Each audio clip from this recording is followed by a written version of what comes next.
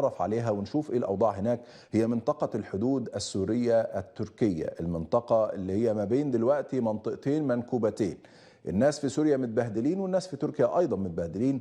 خلونا نتعرف اكثر على المنطقة الحدودية بين سوريا وتركيا. ارحب بضيفي عبر الانترنت احمد حلاق، الناشط المتخصص في شؤون الاغاثة. احمد اهلا بك. تحياتي لك أستاذي وتحياتي لجميع المشاهدين. يعني كما نقلت تعازينا الحارة ودعمنا الكامل لجميع الزملاء، أنقلها إليك أيضا. إن شاء الله تمر هذه الأزمة على خير، وعزاؤنا لك في هذا المصاب الجلل، وكامل الدعم والدعوات لكم. وخلينا أسألك عن الأوضاع على الحدود السورية التركية، لو تضعنا في حقيقة المشهد الآن. في الحقيقة استفاق سكان شمال سوريا يوم أمس فجرا على الزلزال العنيف الذي ضرب المنطقة. عدة مدن كبيرة تضررت، رقعة الدمار كانت واسعة جدا، أبنية بأكملها انهارت على رؤوس ساكنيها. بلغ عدد المباني الكاملة التي سقطت، وهي مباني ضخمة شقق سكنية، ربما 135 مبنى. عند تكشف الضوء وعند حدوث النهار وعند حلول ضوء النهار فوجئنا بحجم الدمار الهائل. بدأت فرق الإنقاذ بانتشال الضحايا تحت الأنقاض. حتى اللحظة مر على حدوث الزلزال 40 ساعة وما زال حتى الآن محاولات لإخراج العالقين تحت الأنقاض، منهم من فقد حياته ومنهم ما زال حيا حتى اللحظة. هنالك صعوبات تواجه فرق الإنقاذ في المنطقة، أولها هو قلة المعدات الثقيلة.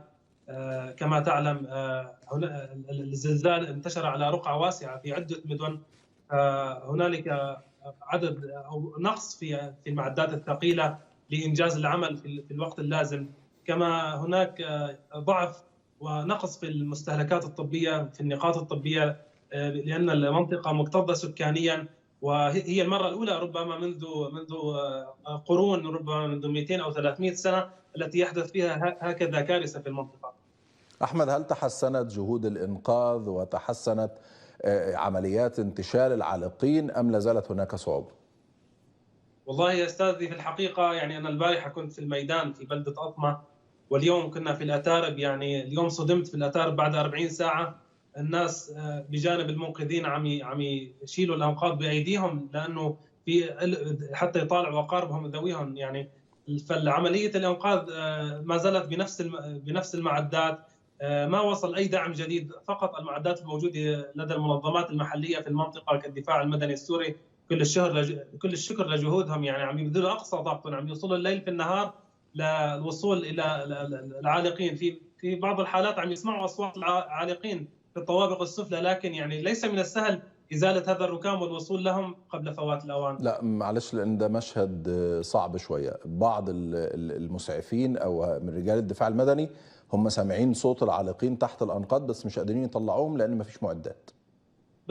بالضبط. يعني عم يحاولوا في المعدات الممكنة، في الجهود المتاحة، ويعني هذا اللي بنقدر عليه. ونوجه نداءات للمنظمات الدولية، للمجتمع الدولي، إذا كان هناك أي استجابة أو دعم يعني أكبر حتى للدخول إلى هذه المناطق ومساعدة فرق الإنقاذ في مساعدة الأهالي. أيضا غير ناحية المساعدة من الأنقاض، هنالك عائلات خرجوا من منازلهم، فقدوا كل شيء، يفترشون الشارع.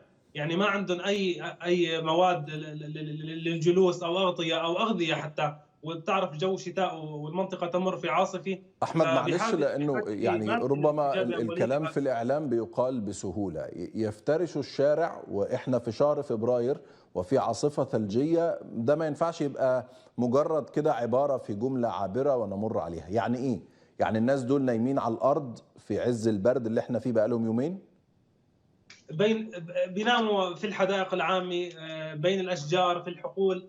أهم شيء إنه يناموا في مكان غير مسقوف في أسقف بيتونية أو إسمنتية، لأنه لسه في توقعات لهزات ارتدادية.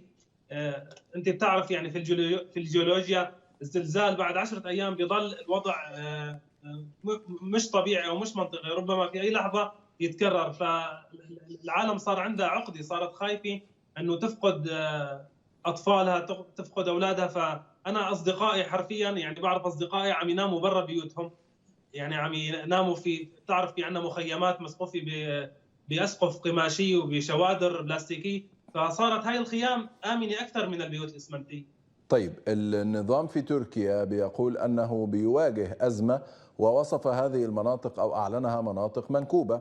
كان المفترض لو أن هذا الزلزال ضرب سوريا فقط كان الملجأ هيكون تركيا، ولكن تركيا أيضا يبدو أنها تعاني بشكل أكبر من هذه المناطق السورية. السؤال هنا، وأعلم أنه سؤال سخيف لكن يجب أن يسأل، ماذا عن النظام السوري؟ يعني في هذه الكارثة الإنسانية ألا يمكن أن يقدم الدعم لأبناء شعبه؟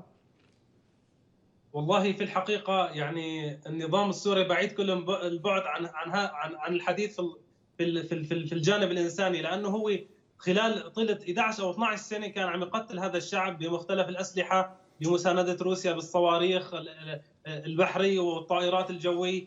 يعني فمن المضحك أن يكون نفكر أنه نتلقى دعم من هكذا نظام.